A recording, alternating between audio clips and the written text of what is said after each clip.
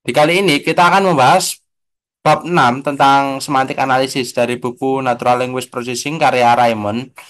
Bab ini menjelaskan bagaimana komputer memahami makna teks dan ucapan dalam NLP.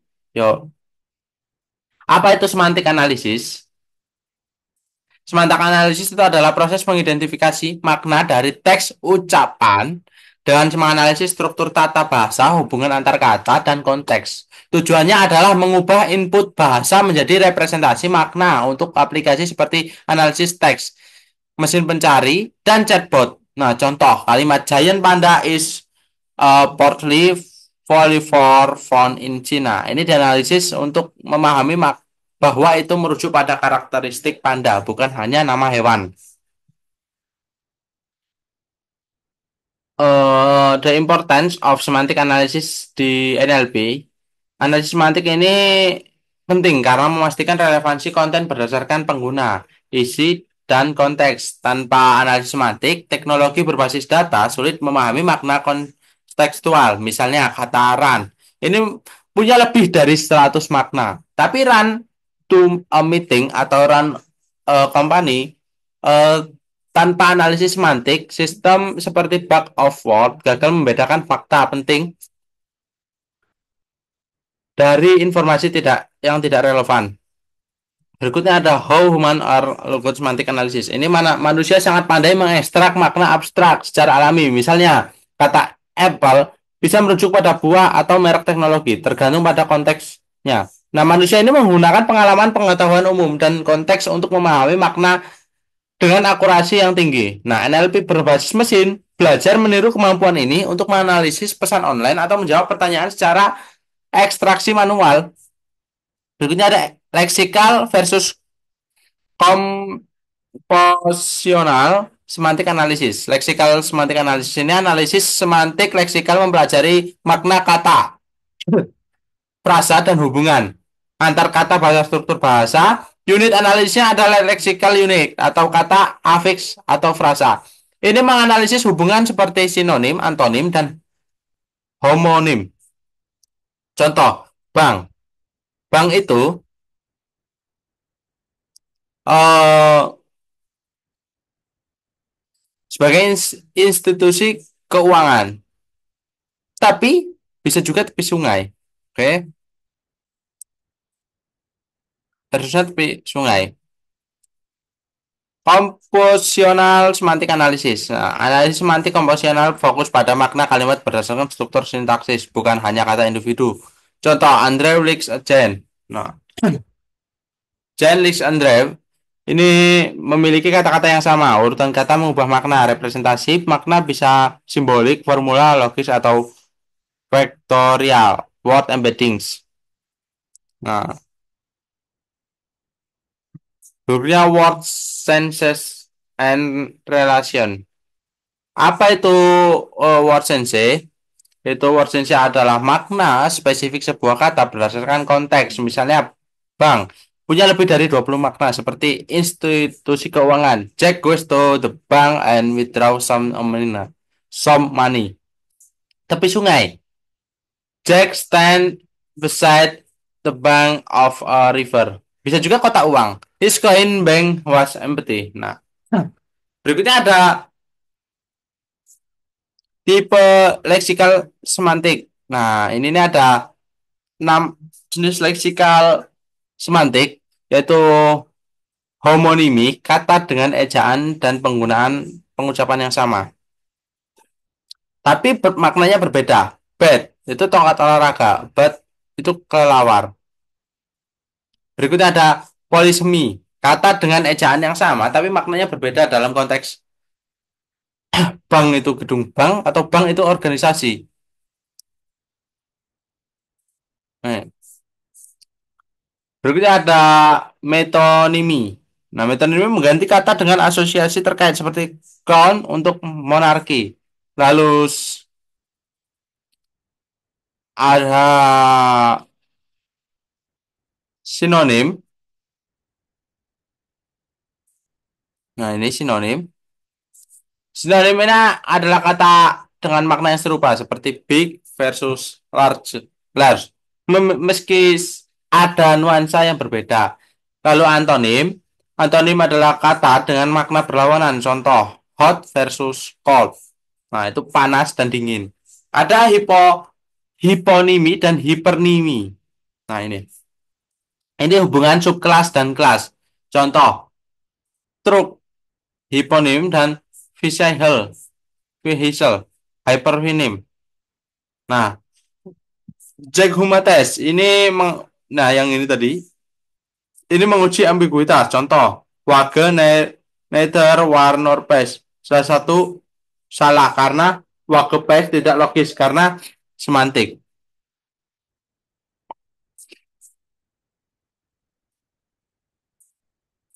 Berikutnya word sense disam mana? Word sense ambiguitas.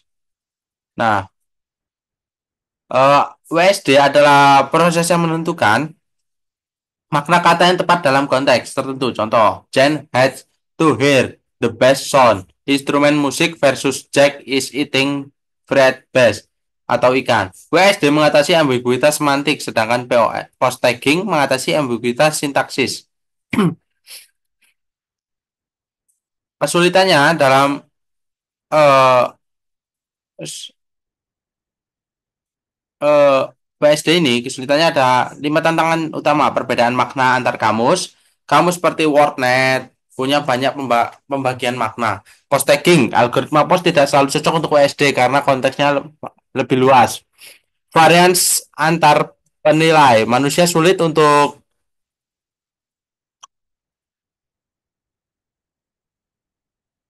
apa ya? Manusia sulit untuk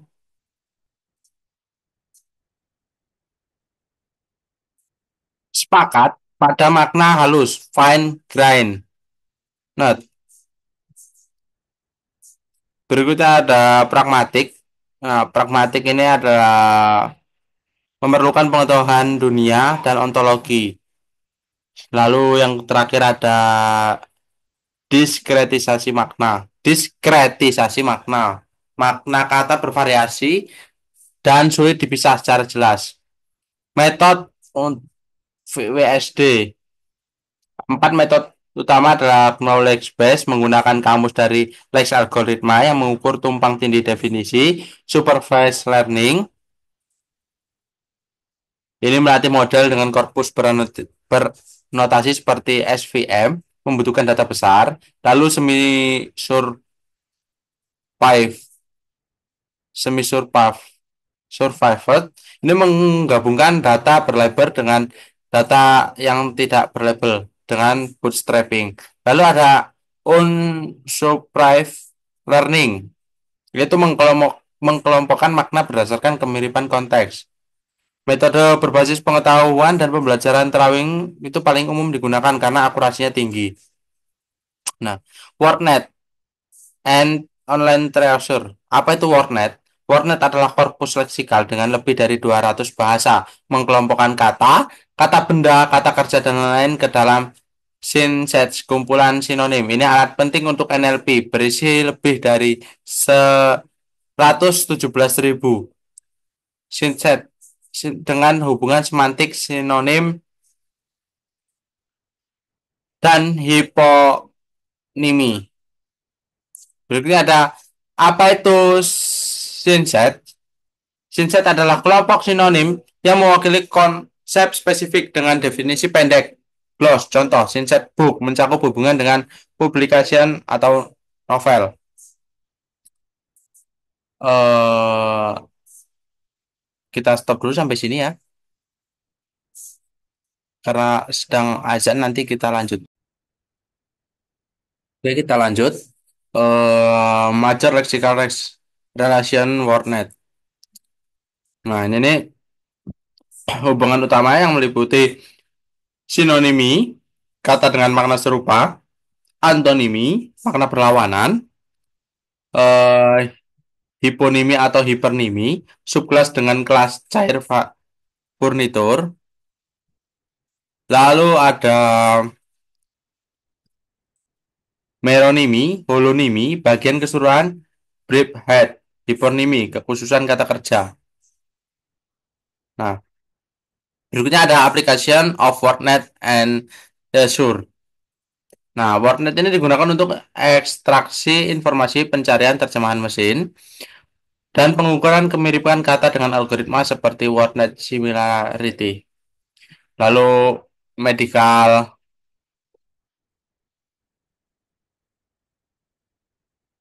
Oh.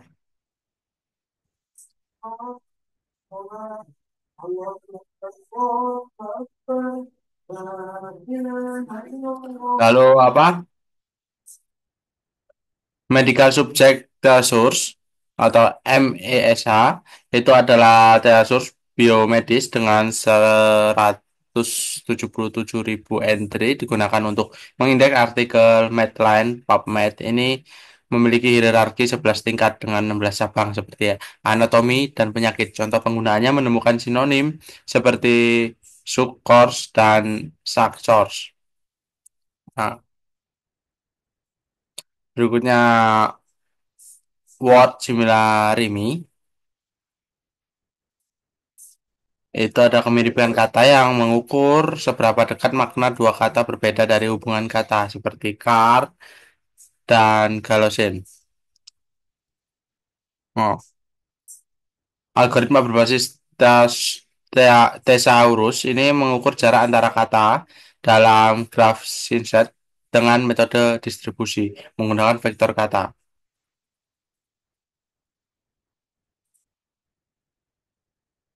Hmm, Bentar, saya juga sambil memahami.